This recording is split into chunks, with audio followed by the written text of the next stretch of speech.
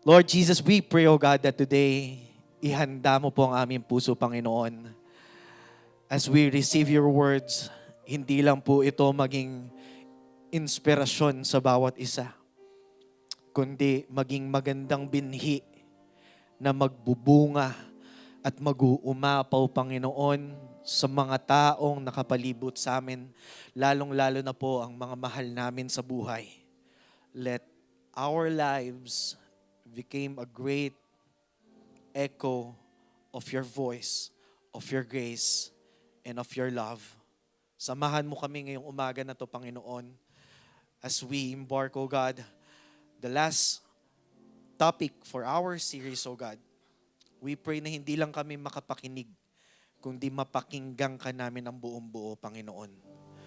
That we can make room, O God, in our hearts, in our schedule, in our lives, O God. Ikaw po manguna sa bawat isa. Sa pangalan ni Jesus, Amen. Palakpakan po natin ang ating Panginoon. Sige, makakaupo na po tayo. Dahil po dyan tayo po ay dadako na sa ating last topic for our series, Make Room. Everybody say, Make Room. In Isaiah chapter 54, verse 2 to 3, we learn that the Lord tell us to enlarge the place of your tent. Stretch your tent, curtains wide, and do not hold back. Lengthen your cords and strengthen your stakes. So ano nga ba ang ibig sabihin ng verse na to? And for the past 2 weeks, pinag-aralan po natin na ang pagpapalawak talagang may kaakibat. Amen? Merong pag-alis sa comfort zone. We learned in the first week about strengthen your tent, enlarge your tent. And then last week, we talk about stretch your curtains. Amen? So ibig sabihin, as we make room, there's an adjustment. Amen? Sino dito yung nagde-declutter ng mga gamit pag alam nyo may papalit ng bago? Amen? Kasi kailangan merong paglalagyan yung ipapalit natin. Hallelujah. Amen? Nagigets po ba natin? And alam nyo po ba, sino dito nakapag-try na mag-camp? Oh, camping sa bundok, youth camp, camp bagong diwa, ayun lang. Parang hindi, yun lang ata yung hindi masayang camp pagka nandoon ka. Maliban na lang kung ikaw po ay lingkod ng batas. Alam niyo po ba, pag nagtatayo po tayo ng tent, no, sa mga nakaranas na po, sa mga hindi pa, pag nagtatayo po ng tent, may isa pong bagay na madalas nababaliwala. Kasi laging tinitignan yung lugar, yung tent, yung lawak ng tent, amen? Pero madalas, nanineglect natin kung saan natin ibabaon yung pundasyon. Amen?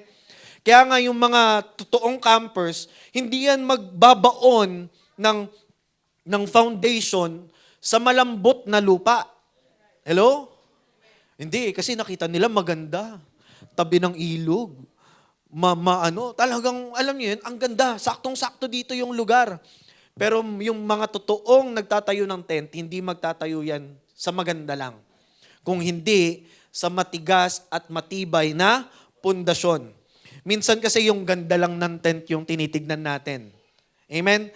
Yung malapad, kung ilang tao yung kasya. Hello? Yung kompleto yung gamit. Kompleto ka, di ba? Yung mula utensils, lahat yun, ina-unbox mo pa. Habang nagkakam ka, mula camping chair, hanggang camping table, hanggang camping cooking, hanggang camping couple. Di ba? Lahat, kompleto. Pero kapag dumating na yung hangin, kahit anong ganda ng gamit mo, kahit gaano kalawak, kahit gaano ka kompleto, kung mahina ang pundasyon mo, baliwala. Alam niyo po ba, very memorable sa akin yung unang akyat ko po ng bundok nung high school. Sino dito yung nakakaalala ng bagyong Milenyo? First time kong umakyat ng bundok, tapos fifth wheel pa ako. Kasi parehas couple yung kasama ko. Tapos, Camp 1 pa lang kami, iba na yung hangin. Pagdating namin ng Camp 2 sa grassland, ewan ko familiar ka ba, Coach Rosh? Sa grassland po, nagtatayo kami ng tent. Kasi nga, ang lakas na ng hangin eh. Papasok na si bagyong Milenyo that time. Pero nung natayo na namin yung tent, kahit anong baon namin, para sa amin matibay naman. Pero dumadating tayo sa point ng buhay natin na kahit alam natin matibay yung tinatayuan ng ating tent, talagang alam natin guguho at guguho dahil sa lakas ng bagyo, sa lakas ng hangin. Amen.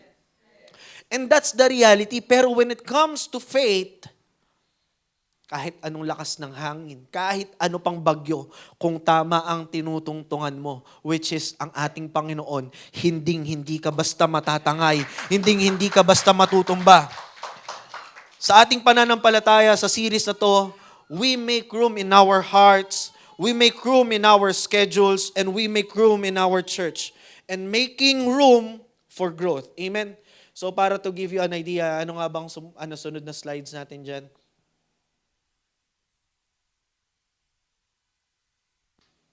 Sige po. So yan. Yan po yung steaks. Hindi po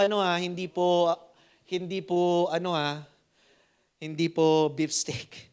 Hindi po kahit anong steak na medium rare or well done. Ang steaks po, when it comes to camp, yan po yun. Pag na-stretch mo na yung tent, di ba? May pinapasok na mga bakal dyan. Pag na-widen mo na yung curtain, yung tent mo, na-enlarge na ano ka na dyan, kailangan mo nang ibaon yung pundasyon. Dahil kahit anong ganda, laki ng tent mo, kung hindi magiging tama ang pundasyon, baliwala. So yan po, sige next natin. Yan po yun. Yan yung mga pinangahawakan, di ba? Pagka binabaon natin ng, imagine kung malambot yung lupa niyan. Tama? Next. So, sa bahay, yan din po, sa lalim ng hukay o ng pundasyon, doon po nakadepende ang ating pundasyon ng ating tahanan, ng building, at ng kahit anong establishment. Amen? After God enlarged our tent, ang tanong ba, gaano tayo tatagal?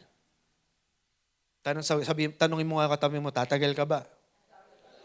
Kapag dumating yung pressure, yung bagyo ng pressure, yung bagyo ng trials, yung bagyo ng responsibility, mag-i-stand ba tayo? Hello?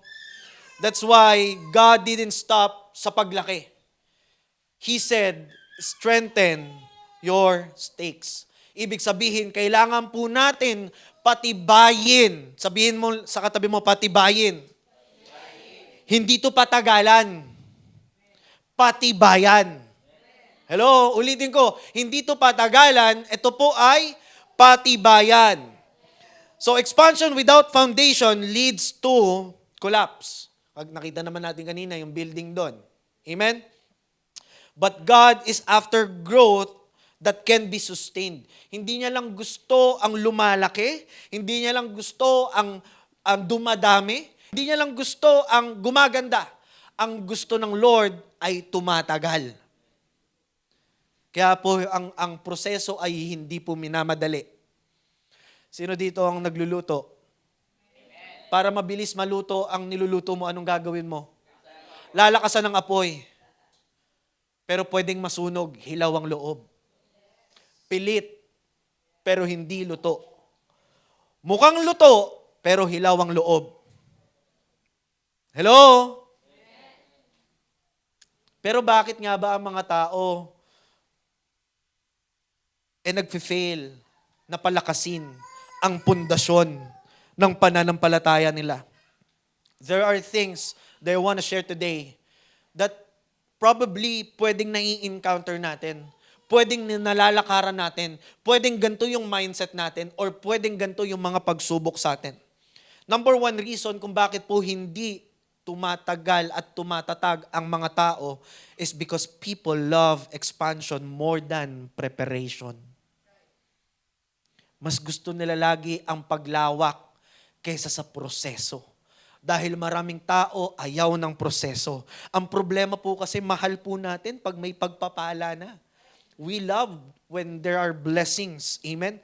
We love pag may growth. We love pag may mga opportunity na nagbubukas, pag may mga promotions, pag may mga bigger ministry, pag nasa spotlight, pag napapansin, pag napapalakpakan. But we don't always love pag dinidisiplina na po tayo. We don't always love pag nag-undergo na tayo ng process. And we don't want obedience.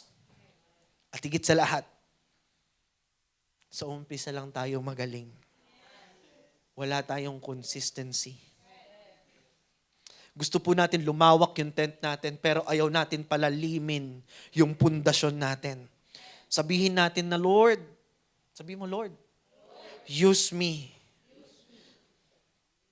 Pero hirap na hirap tayo pag sinasabing, Lord, train me. Lord, gamitin mo ako. Pero pag tinitrain ka na ni Lord, Lord, hindi, gamitin mo lang ako. Kaya ko na to. Wag mo na akong itrain. Gamitin mo lang ako kasi gusto ko, ginagamit mo lang ako. Pero pag tinitrain mo ako, no. Amen? Ang pagsubok po, listen to this, ang pagsubok na walang purpose, paghihirap po ang tawag doon. Pero pag ang pagsubok, alam mo yung purpose, training ang tawag doon. Hello? Ibig sabihin po, pag alam mo yung purpose kung bakit mo kinakaharap yung trials mo ngayon, yung battles mo ngayon, tinitrain ka ng Lord. Pero kung walang purpose at hindi mo nakikita bakit ka rumaranas ng ganyang bagay, ibig sabihin, yan po ay kapighatian. Parusa. Pero alam mo, dahil tinanggap mo ang Lord, nahihirapan ako dahil alam ko inaalis mo ako sa comfort zone ko. Dahil alam ko meron pa akong magagawa na ikaw lamang ang makakatulong sa akin para magamit. And we always want na Lord bless me. Amen? Lagi natin sinasabi na maliban sa Lord use me, Lord bless me, pero ayaw natin ng Lord correct me. Hello? Lord bless mo ako. Sige nak, be-bless kita pero kukorek muna kita ha. Wag na to. Wag na yan. Hindi, bless mo lang ako. Hello? Tandaan po natin, preparation is invisible but essentials. Maraming tao ayaw ng proseso. Tapos nagtataka ka, bakit paulit-ulit? Ba't hindi ka lumalago? Because you skip training. Sino dito nag-gym na nung unang buhat mo, bumubuhat ka na agad ng 100 kilo? Anong mangyayari? Tama? Ano mangyayari? Pwede kang mapilayan. Alam niyo po ba, nung first time po akong nag-gym, Kuya, paano po ito gamitin? Yung bench press? 10. Ganito lang po yun, no? 2 plate, magkabila. Bench press ka naman, dapat sabayan para pantay. Hindi yung mas malaki yung kaliwa. Sabayan para pantay. E di pag uwi, ang sarap. Medyo ngalay, pagkagising ko, di ako makagalaw. Di ako makatayo, gumagapang talaga ako. Ma, patanggal ng damit, malilate na ako. Nagbubuhos ako, ganun eh. O sabi pa nung gym instructor, pag nakaramdam ka ng sakit, sundutan mo kinabukasan. Eh syempre, desidido ka, punta uli ako. Pagkatapos ng school, punta ako. Sige kuya, yung 10 na lang uli. Pag hawak kong ganun, yung 10, hindi ko na maangat. Kuya, pwede ba yung bar lang? Promise, yung pangalawang araw ko, bar lang yung binubuhat ko. Walang tao na gusto ng pagpapala na lumawak, na lumalim, na lumago, na maging pasensyoso, na maging mapagpatawad, na maging mapagmahal, na pagkagising mo, ganun ka na agad. Kaya hindi ka nagtataka ka ba nung sinabi mo, Lord, pahabain mo pa yung pasensya ko para ikaw ang makita ang dinadalang mga tao sa'yo, yung mga natitrigger, yung kabadripan mo. Yung sobrang ang ikli ng pasensya mo pag nakikita mo yung mga ugali ng mga nakakasama mo. Hindi dahil, Lord, pinaparusahan mo ba ako? No. Gusto ko lang ibigay yung panalangin mo. Pero most of the time, hindi niya binibigay ito pagkagising mo lang. You need to undergo with training. And we always keep training. Tapos sasabihin mo, Lord, ba't hindi ko mabuhat to? Kahapon, 10 na bubuhat ko Ba't ngayon, kahit 5, hindi? Nagtataka ka, ba't hindi ka lumalago? Because we skip training. Sino dito nag-gym na kanan lang? Ang hirap nun, no? Tol, di ba? Actually, meron sa social media nun, no? Yung parang kanan lang yung dinevelop niya. Mahirap po yun. Ang gusto kasi natin lagi, expansion. Gusto natin lagi enlargement. Pero ayaw natin ng preparation. Amen? So the thing that we need to do, we need to fall in love with the process, not just the promise. Sabi po sa Proverbs chapter 24, verse 3 to 4, by wisdom a house is built, and through understanding it is established.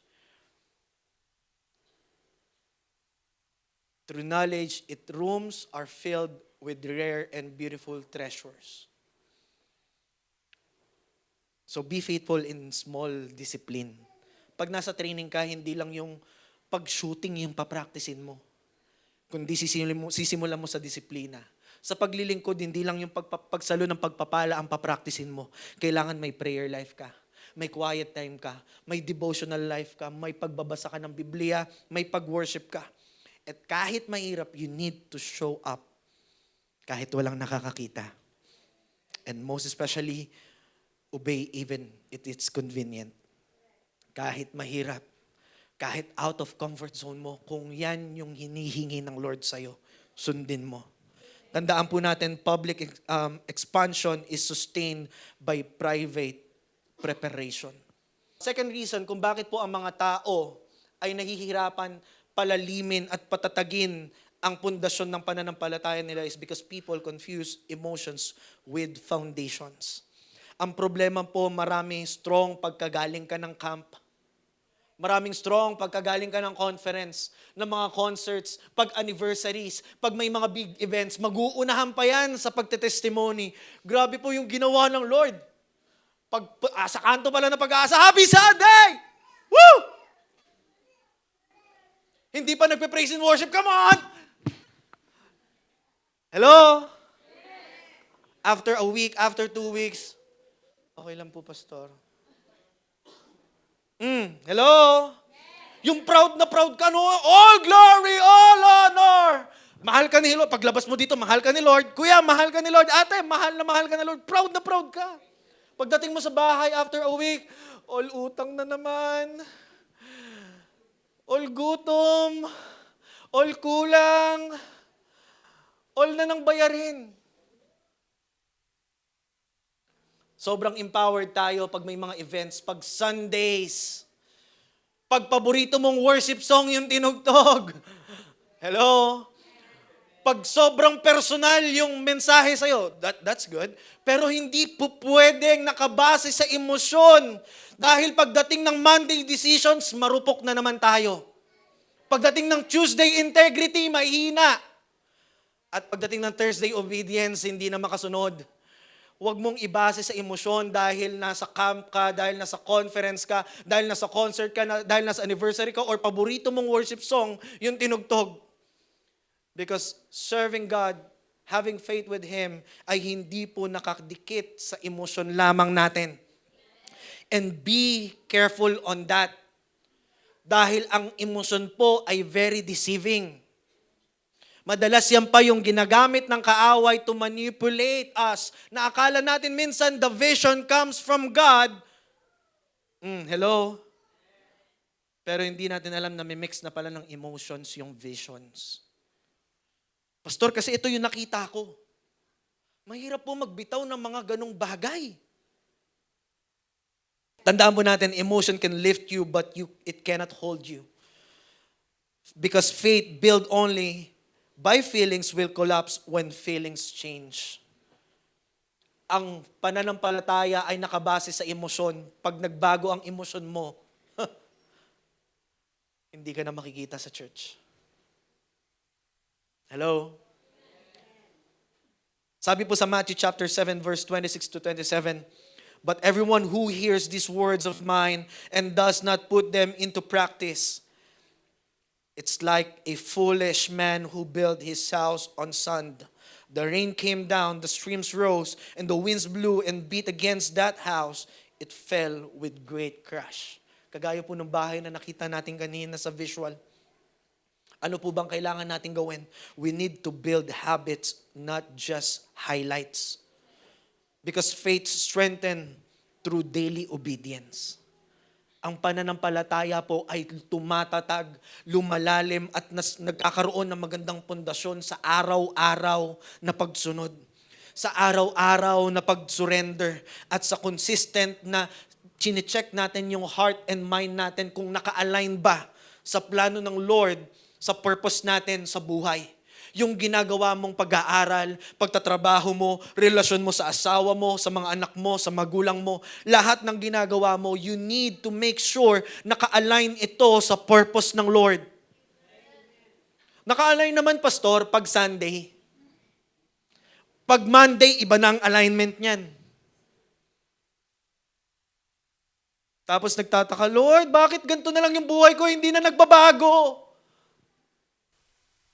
Leg day, hindi ka nag-leg day. Lagi ka nag-skip ng training. Gusto mo lang lagi raining of blessing. Pero ayaw mo na ng training. Gusto natin ng pagpapala, pero ayaw natin pag tayo na yung nagpapala. Bars. Did you get it? Gusto mo ng pagpapala, pero ayaw mo pag ikaw na yung nagpapala. Come on. Come on. Lord, gusto ko nito. Pero ayaw mong matuto. So tanungin natin yung sarili natin. Do I read Bible only when I feel like it? Binabasa mo lang ba ang Bible mo pagka gusto mo lang? Pag feel mo lang? Pag may bagong Bible lang? Nananalangin ka ba pagka oras lang na desperado ka? Amen? Or do you worship pag magandang nangyari? You've been so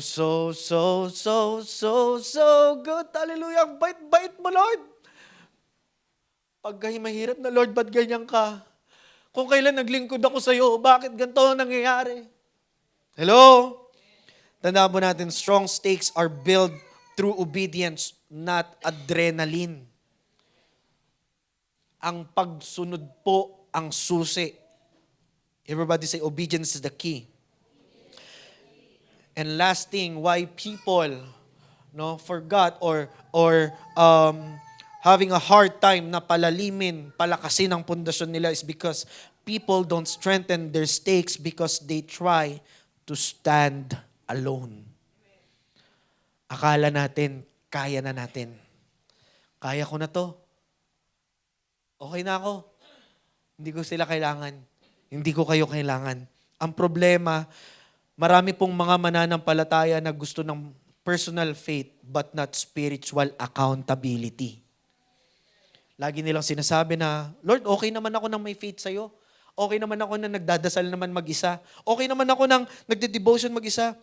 Okay na ako nang may private faith ako. Hindi ko na kailangan mag-church. Hindi ko na pumunta kung para saan or kung a-attend pa kung para magsumama sa mga taong mga ipokrito naman. Okay na ako nang ako lang. Hello? Kaya ayoko muna mag-commit, Lord. May mga tao pong ganito ngayon. Na I will not attend church kasi may faith naman ako. Sabi nga sa church, relationship with your God is the most important thing. Pero hindi niya sinabi na mag-isa ka. Kaya nga hindi tayo nagiging malalim na pundasyon because we don't want accountability. Hello?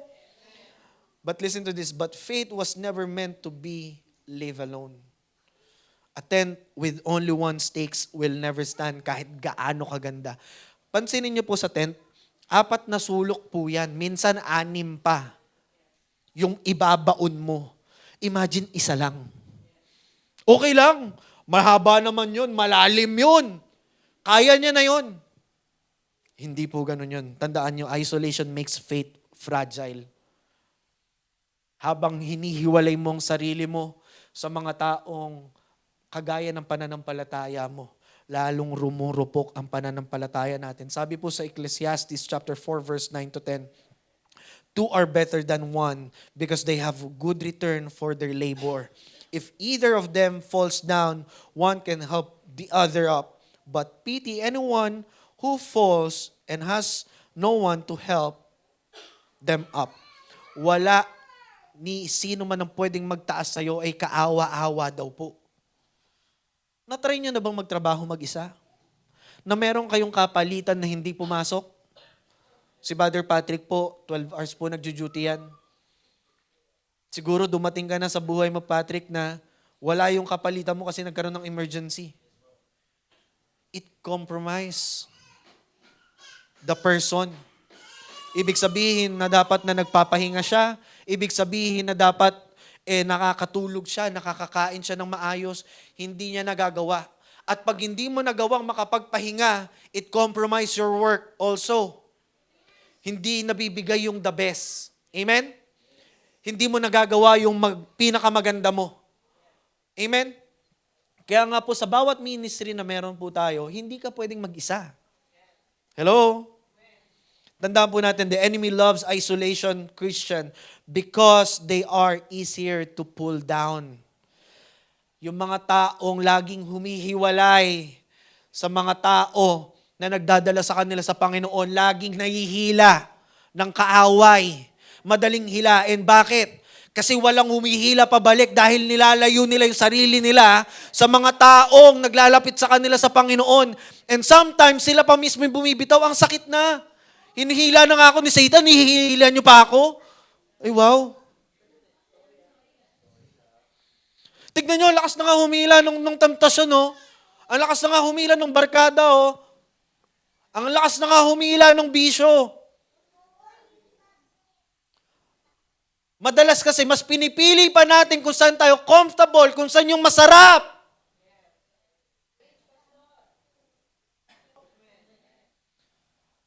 Iniiyak mo na, Lord, kailan ko mabibitawan ng bisyo na to? Ang problema, hindi mo binibitawan. Nasa leeg mo pa.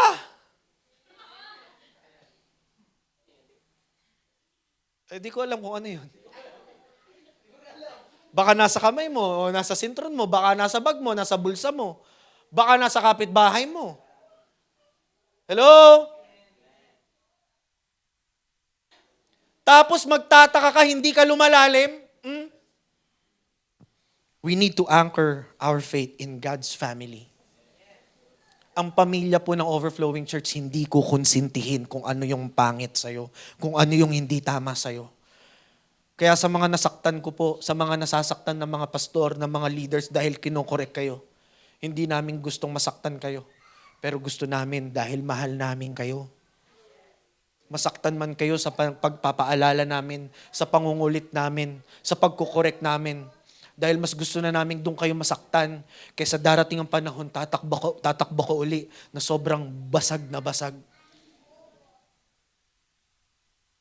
Always strengthen your stake by being planted in a local church. May pinagdalhan sa iyo ang Panginoon. Pwedeng hindi habang buhay nandito ka, pero habang dinadala ka ng Panginoon sa lugar, sa mga tao, sa season na to, always be part. Tanggapin mo. Join small group discipleship. Tandaan po natin, i-welcome po natin lagi yung correction. Hindi pagka nasaway ka lang, tampo-tampo ka, hindi ka na makita sa linggo. Tandaan po natin, serving is not just attending. Sabi po sa Hebrew chapter 10, verse 24 to 25, I'm about to finish. And let us consider how we may spur one another on toward love and good deeds, not giving up meeting together, as some are the habit of doing, but encouraging one another, and all the more as you see the day approaching. Remember this, strong faith is built in community, not isolation. What are the things kung bakit na-isolate mo yung sarili mo? Pwedeng you still enjoying the double life that you have. Ibig sabihin, pag double life na meron ka, Kristiyano ka pag Sunday, un-Christian ka pag, may un-Christian ba? Di ba? May double life ka. Pagkaharap mo, mga leaders mo, pagkaharap mo, mga kapatid mo sa Panginoon, Kristiyano ka. Pero pag ang kaharap mo, barkada mo, kaharap mo yung mga tao sa mundo, makamundo ka. Sabi ng Panginoon, do not be equally yoked sa mga makamundong bagay. Huwag ka basta-basta makpapatol. Huwag ka basta makikiapid. Hindi lang about sa relasyon to.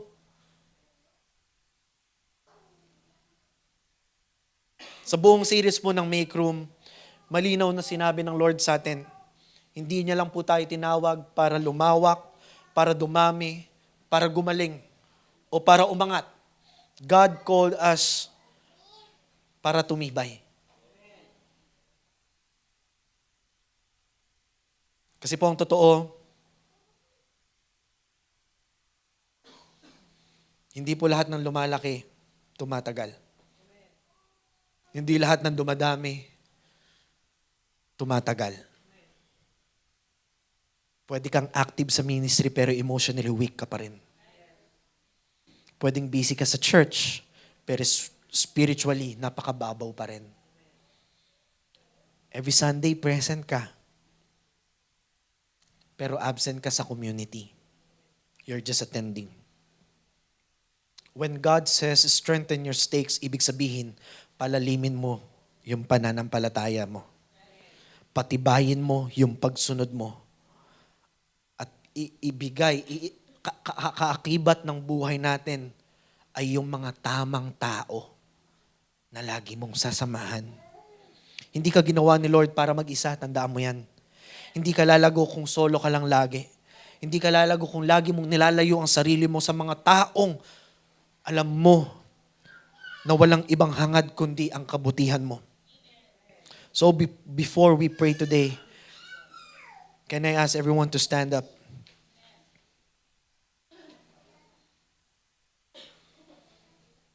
Tanungin mo yung sarili mo ngayon, na Lord, san mahina ang pundasyon ng pananampalataya ko? Pwedeng sa prayer life mo, pwedeng sa devotional life mo, pwedeng mahina tayo when it comes to consistency. Pwedeng mahina tayo sa commitment. Pwedeng ayaw natin ng community. At wala pong excuse sa lahat ng tinalakay po natin. Mapa-leaders ka man, or volunteers, or you're just first time here. Tandaan po natin, nakikita ni Lord lahat ng nasa puso natin. Wala tayong ibang hangad. Gusto nating lumawak, gusto nating lumaki. Pero sa pagkakataon na to, usisain natin yung puso natin. May room ba si Lord? May enough place ba si Lord sa upgrade, sa blessing, sa paglago, sa pagdami? At lahat yon may kaakibat na sakripisyo. Aalis ka sa comfort zone mo. Ibibigay mo yung oras mo. Ibibigay mo yung puso mo. Ibibigay mo yung pangunawa mo. So sa pagkakataon na to, siya sa atin natin ang puso natin, mga kapatid.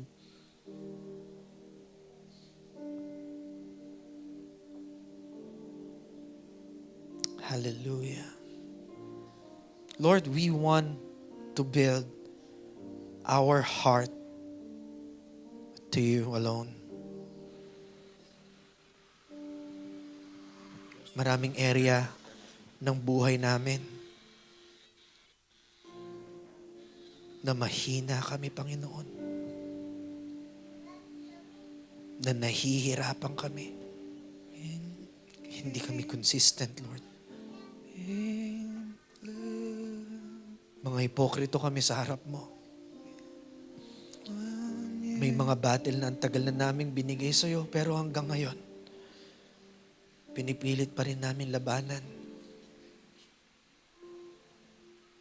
Sa pagkakataon na to, Lord,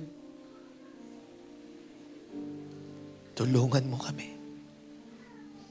Hindi po namin kaya ang laban. Salamat, Panginoon. Ang aming panalangin lamang, patibayin mo ang aming pundasyon. Palalimin mo ang aming pananampalataya. Ikabit mo po kami sa mga tamang tao. Dalhin mo kami sa mga tamang lugar. At higit sa lahat, Lord, tulungan mo po kaming mapanatiling tapat. Kahit walang nakatingin. Kahit nahihirapan kami, Panginoon. Ayaw nang namin lumago, Panginoon. Ang gusto po namin ay tumagal.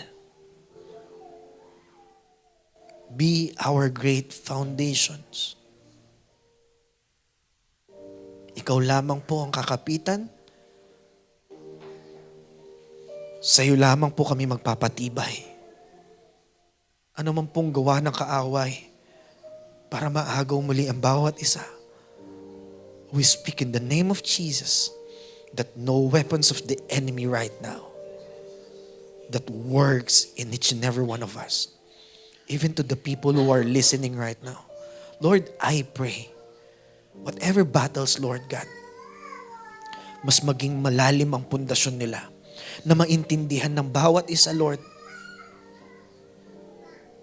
na hindi lang namin battles to, but you are fighting alongside with us. Salamat, Panginoon. And we want to make room for you because you are our foundation. In Jesus' name we pray. Everybody say amen. Hallelujah. Salamat sa panonood, OC Fam. Kung na-bless ka sa video na to, please share it to others. Let's encourage them and let's share the good news to them. And also, kindly please like and subscribe para mas marami pang maabot at matulungan at mabigyan ng pag-asa ng simpleng platform na binigay sa atin ng Panginoon. Together, let's spread love and give hope, encourage one another. God bless you.